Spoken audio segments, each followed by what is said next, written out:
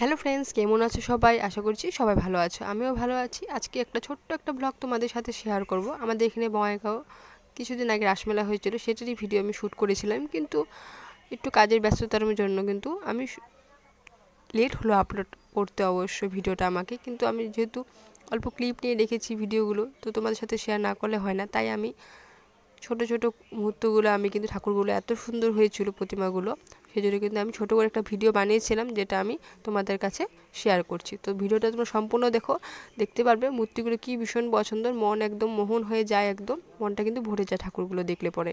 তো তোমাদের কেমন লাগলো ভিডিওটা বা কেমন লাগবে সম্পূর্ণ দেখার পর সেটা আমাকে অবশ্যই কমেন্ট করে জানিও। ভালো লাগলে লাইক করে দিও আর চ্যানেলটাকে সাবস্ক্রাইব করে দিয়ে পাশে থাকো। চলো তাহলে দেখতে থাকো তোমরা প্রতিমাগুলো।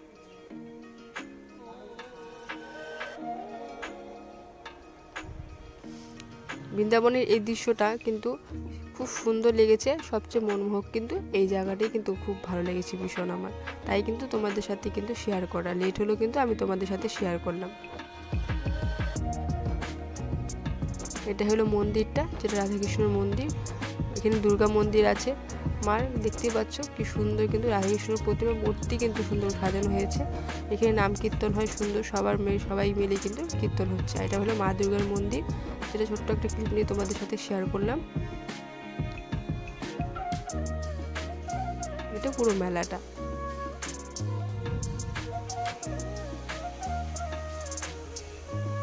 চলো বন্ধুরা, তাহলে জানিও আমাকে কেমন লেগেছে ভিডিওটা দেখার পরে। তো সকলে ভালো থেকো, সুস্থ থেকো, দেখা হচ্ছে আবারও নেক্সট কোনো ব্লগে তোমাদের সাথে। টাটা।